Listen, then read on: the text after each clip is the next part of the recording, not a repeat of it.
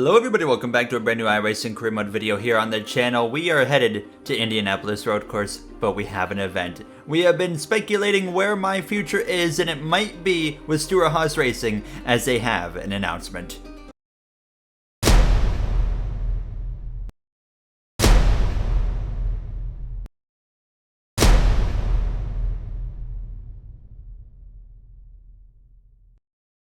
Yeah, it's not me going to replace Aric Almirola. There you see it. Todd Gilliland is replacing Aric Almirola in 2023 in the number 10 for Stewart-Haas Racing. Todd Gilliland has had a stellar rookie season. He's in the playoff bubble. He is currently sitting on 7 top 10s in his rookie season for front row when his teammate of Michael McDowell has, I think, 3. So he has been outperforming his teammate of McDowell in just one season and has done a stellar job and has earned himself a spot with a top ride next season. Now, there was a lot of speculation that I might be going to that team. That is not the case. We can officially rule out Stewart-Haas Racing as they are going to bring back Ryan Preece as well next season. Kevin Harvick remains, and now Todd Gilliland as well as Chase Briscoe. As you can see, practice underway here at Indy Road Course. Look at this, the 26th in front of us. That's Daniel Kvyat, former F1 driver for Red Bull as well as Toro Rosso, AlphaTauri. He is making his NASCAR Cup Series debut here this weekend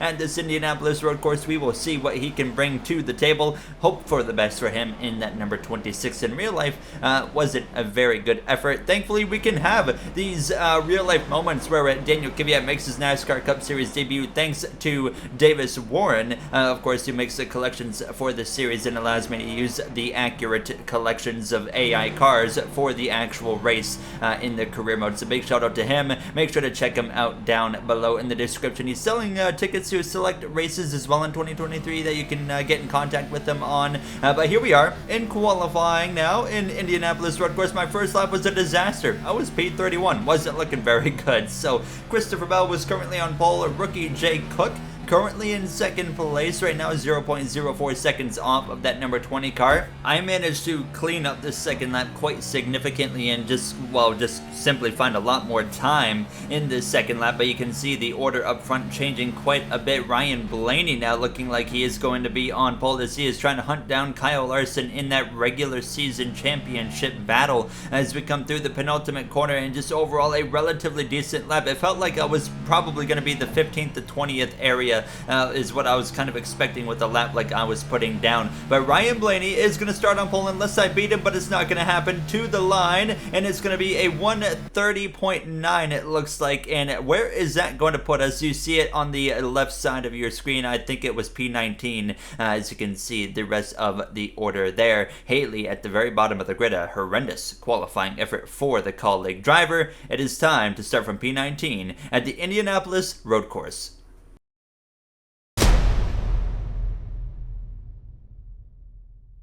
3 wide, 4 wide for second. Here comes Austin Cindric. Ryan Blaney sideways in front of the field.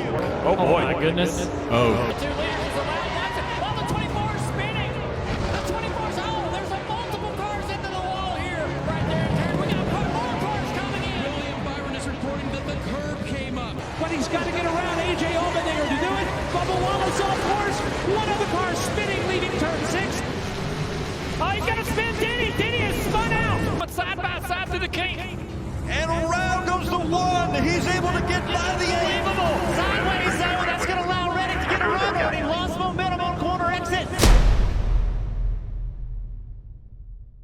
I mean, if that doesn't get your energy going for the Indy road course, I don't know what. Well, I don't have Alan Bailey here. He's currently in the middle of moving, actually, so I'm trying to give him a bit of a break so he can focus on that. So no pre-race intro, but hope he's doing well as we're ready to go green. I'm going to try and do stuff like that, bring in these little cool intros on the tracks and whatnot. Let me know what you thought of it down below. But nonetheless, getting ready to go here. And you see the stages as well come up on the board, 7:14, or 7:17, sorry, and then 30. But Ryan Blaney is going to lead the field to the green flag. No restart zone, which shouldn't compact the grid too much and shouldn't create too much chaos into turn 1 to where it's stupid. There should be some separation between the pack into the first turn, which is really the safest option here. But we're underway from this Verizon 200 at Indianapolis Road Course, fresh off of the Indy Oval in the Brickyard 400 recently, with Chase Elliott going to victory lane for the 4th time this season. He's 3rd in the points currently now. You can see myself settling in alongside Ryan Preece in the 41. Everybody just getting into the first turn without too much issue. Now you see some side-by-side action. We see some drama already. The 34 of McDowell is going to go for a spin in the background into the gravel. Daniel Suarez, a bubble driver as well, off the circuit now. So already some bubble driver chaos. Both of those drivers are still within striking distance, as I'm having so many issues with the camera right there. It looks like Haley as well with a potential issue in the number 31. And as well, you see the 45 of Kurt Busch, who's going on a whole extravaganza over here. He is going on a full-blown adventure. Suarez stomped in the background. Is he out of the race? We'll have to wait and see. But we're also going to get a look here momentarily at what happened. You see Ryan Blaney leading the way. The rest of the field scrapping it out. Cindric side by side there with Martin Truex Jr. Here's a replay of the first incident. McDowell and Briscoe come together. A great qualifying effort for the 34 gone to waste. Suarez and Kyle Busch, they run into each other as well. Just drivers running each other out of room, basically. Kvyat in his NASCAR debut runs Haley off circuit as well and goes for a bit of a slide and runs into the back of McDowell. And then Kurt Busch gets, just straight up wrecked by Cody Ware in that number 45.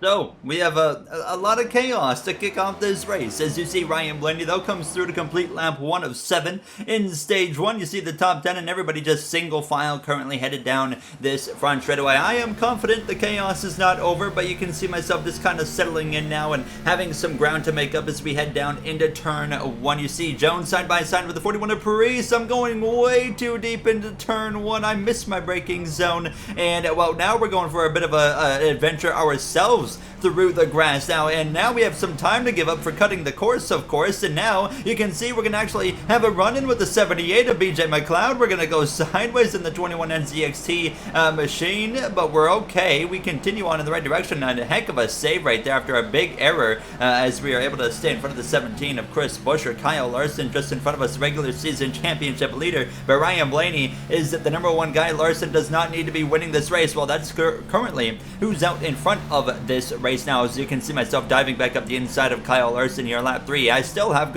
a good chunk of speed in this car and confidence as well. Actually, an interesting thing is if nobody pits in this race, it is very, very close on field as well. So that is something to keep in mind. Some drivers might have to pit with a lap or 2 left in this race if they don't save enough fuel. So pay attention to that as the race goes on. I'll keep you updated in what the situation is as the race progresses as well. Lap 5 of 7 already in stage 1, and I'm trying to run down Kevin Harvick in this group of cars ahead. Unfortunately, they're all in just a big stack of cars, so it was allowing me to get closer. You see Cody Ware, you see Ty Dillon, I believe Kyle Busch potentially as well, as we are just continuing to slowly but surely reel these guys in. Not Kyle Busch, actually, he is further up the grid, but you can see we'd run down Kevin Harvick with 2 laps to go now in stage 1, and now I'm trying to get a little bit of extra positions here. I'm going to send it up the inside, maybe a little bit too much of a send. We're going to lock up the left front. We're going to dump the 42 of Ty Dillon. He knows a thing or two about getting cleaned out into turn 1 at Indianapolis Road Course. That's not it. We got more chaos. Cody Ware and Kevin Harvick have come together as well moments later, as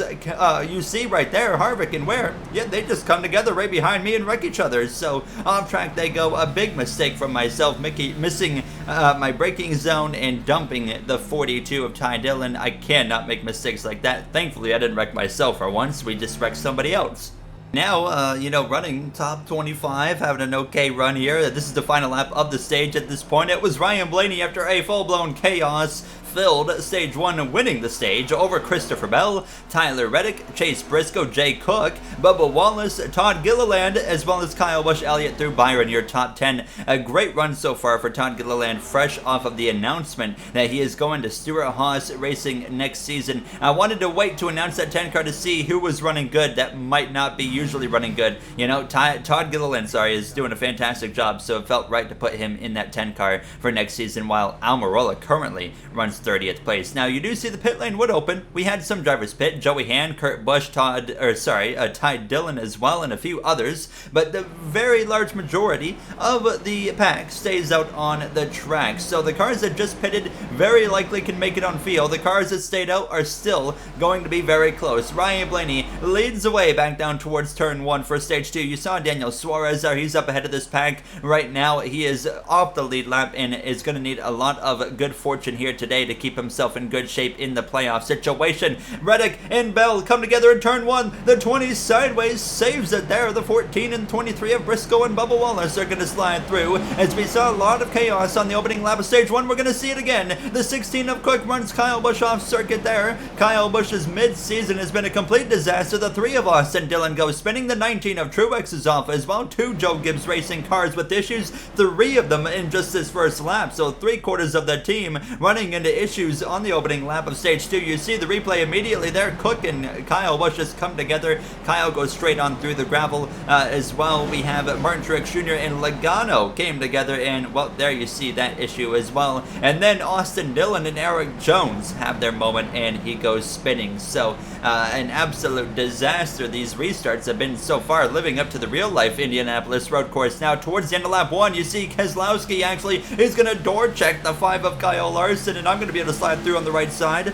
Big thank you to Brad Keselowski for that right there now, but you can see the fight is not over between myself and the 6 at least. I'm going to send one up the inside here into the right-hander. We're headed up towards that little chicane, the little left-right shoot, but we're going to be side by side into the chicane. This is very difficult to make it work, and we actually cut through in contact with the 6 of Keselowski there. He's sideways. We both save it and keep it going in the right direction, but a bit of a moment there that could have went a lot worse than it did, so thankfully we are okay. And continuing on, there you see Larson and McDowell now get through, so I got one spot out of it, lost 2 unfortunately.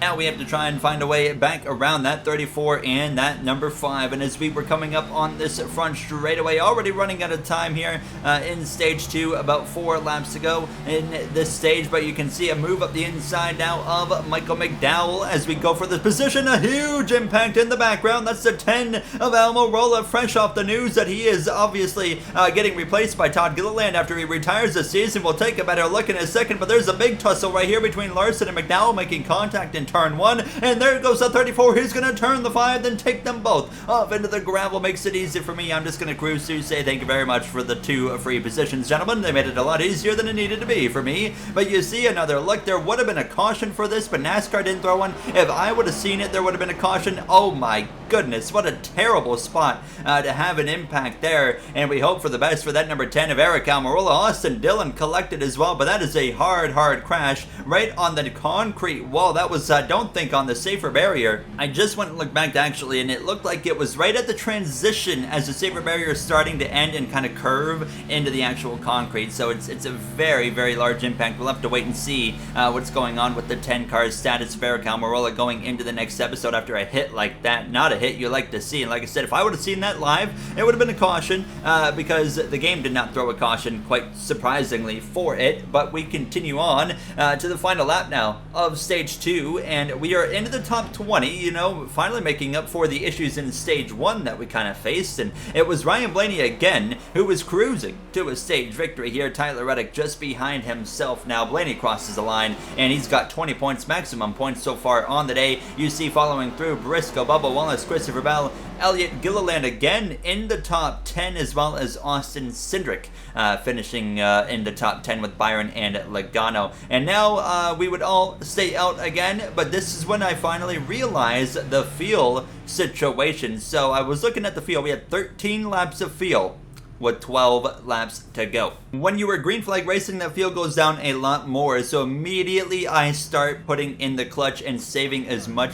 fuel as I can on this lap before we go green for stage 3, hoping that this will actually allow me to get to the end of this race. So all of a sudden, this has turned into a fuel mileage race because nobody up front or in this top 3/4 of the grid has pitted. There's a good chance that a lot of these drivers are going to have to pit in the last couple of laps, and we might have saved enough just under caution and still might save enough under green that we could actually get a top 10, a top 5 out of this. We'll have to wait and see. But a dive up the inside of Denny Hamlin into turn 1, and you can see right there, nearly into the right rear quarter panel of Alex Bowman. We're clear. Bowman contact with the 77 of Balicki, who's having a fantastic run here today. Blaney leads the way. Any chaos in the background? Yes, there is already. I saw it. There it is. The 41 of Priest, the 43 of Eric Jones off into the gravel, and I saw another car briefly there in the background joining them. It's the 78 of BJ McLeod, as they all are going to try and rejoin as quickly as possible. You see the replay there. It's the same thing we've seen all race long. They kind of come together, and then in the background, the 78 of McLeod absolutely flying into the gravel after contact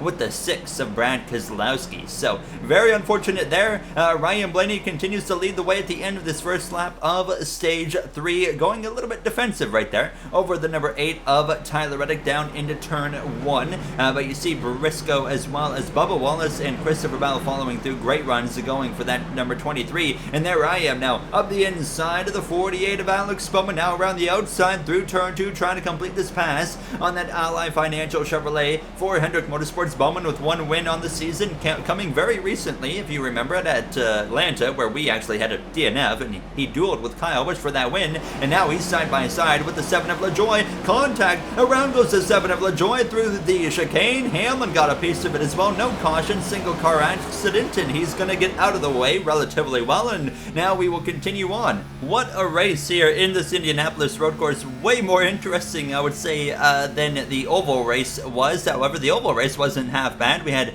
a heck of a duel at the end of that thing with Ross Chastain, and we haven't fortunately found our anywhere. I haven't found myself anywhere near that one car of Ross Chastain for Trackhouse Racing, but we'll have to wait and see if we find them throughout the day. And now here we are, 8 laps to go, realizing the field is still close, but I was looking to be to the good. I was going to make it to the end of this race, but the question was, what about the others? Because I was really close even after saving a bunch of field. As you can see, Ryan Blaney now for a late race update leads over Tyler Reddick. There you see the 14 of Briscoe in the background. P3, a bubble driver, keep in mind, is at 14. Bell is a bubble driver. He does not have a win yet. Cindric, a bubble driver, all having good runs. Same for Gilliland. There you see William Byron just behind that number 24, but Gilliland so excited to see what he will do next season in that number 10 car. As you see Ross Chastain, Jay Cook having a good run as well. I'm not far behind that battle. Alex Bowman kind of on an island of his own. Daniel Kvyat in his NASCAR debut having a top 20 effort right now. How about that in the number 26 car? Fantastic run. Kyle Larson, a bit of a rough day. Him and McDowell came together earlier. They are still very close. You see Suarez, Austin Dillon, some of these damaged cars in the background. The 10 car has yet to rejoin the track now, as we are all over the back of the 77 of Balicki. I'm actually going to give him a bump and run moment right there with 5 laps to go, trying to make some moves. I'm going to actually give him another bump right here in the penultimate corner, saying, hey, I'm trying to get going here, son. But he's actually going to go a little bit defensive, which worked perfect because it left the door wide open for me to go and get past him and move myself up another position. And this is with now just 4 laps to go in this race. We're up to P14. It's been a slow journey forward, but we continue to move our way forward down into turn 1. 3 laps to go now. There you see the 47 of Ricky Stenhouse Jr. in that NOS machine. We're getting closer and closer to him, and we're about to be able to make a move on him. Look how quickly we've closed up on him. Can we get him into that chicane, the little left and right chute? I don't think so. I don't think it'd be very smart, so I'm going to just kind of stay put in behind him, but it is crucial to get a really good run through this chicane, and we do exactly that. Upshift to 3rd and about the middle of the chicane, and then just hope for a good run. He goes defensive into the left-hander, which leaves the door wide open for me to do this. Go around the outside of this 47. I'm going to kind of take a bit of authority into this next right-hander. I'm going to throttle up and just kind of clear myself a little bit of contact with that 47. That might come back to bite me a little bit later if that 47 is able to stick with me, because I certainly just basically made him stop. Just about a big slide with 2 to go. We make a heck of a save there, but the question is, can these drivers make it on field? I was about 2 laps to the good at this point, but that was after hardcore saving under caution.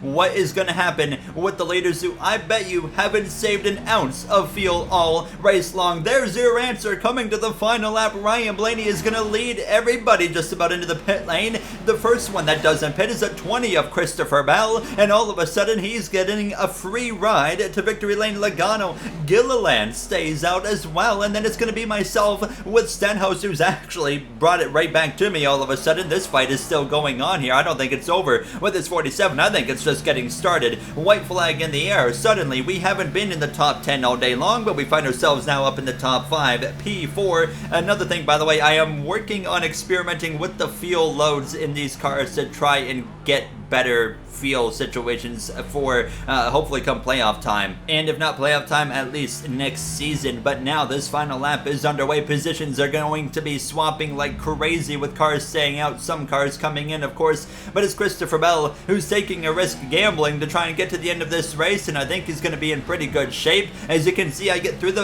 little chicane a little bit rough, and that's going to open the door there for the 47 of Stenhouse to get a little bit closer now as we head down this long straightaway towards the heavy braking zone. Stenhouse, he peeks the nose, but he's not going to send one quite yet. I'm able to cover him off. Josh Bilicki as well, just behind. Then it's Alex Bowman about 4 seconds back from all of us here now as we head down towards the right-hander. A little bit of grip loss right there. That leaves the door open for the 47. He's going to run us right off the circuit there into the grass. We slide. The 47 goes spinning. We're going to go for a slide, a power slide. We throttle up. Unbelievable scenes. We continue on. We save it there. Unbelievable Tokyo-style drifting at Indianapolis Road Course. We give up a position to Josh Bilicki as that's all going down. Christopher Bell is exiting the final turn to come through to get his first win of the season, lock himself into the playoffs as Logano and Gilliland second and third place, Bilicki in fourth. What a day for Bilicki, for Spire Racing, and we are going to come through to hang on somehow to P5. What a day to say the absolute least here at this Indianapolis Road Course. And as well, Daniel Kvyat in his NASCAR debut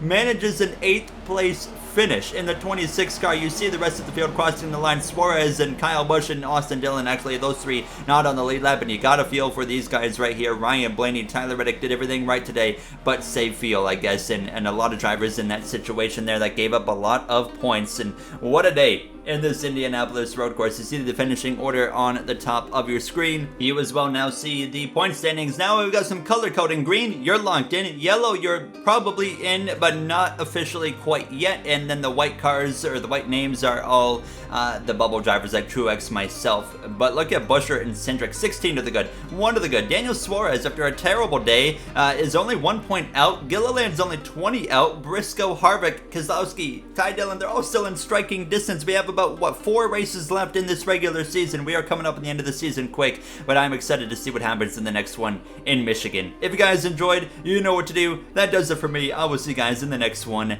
Have an absolutely awesome day, everybody.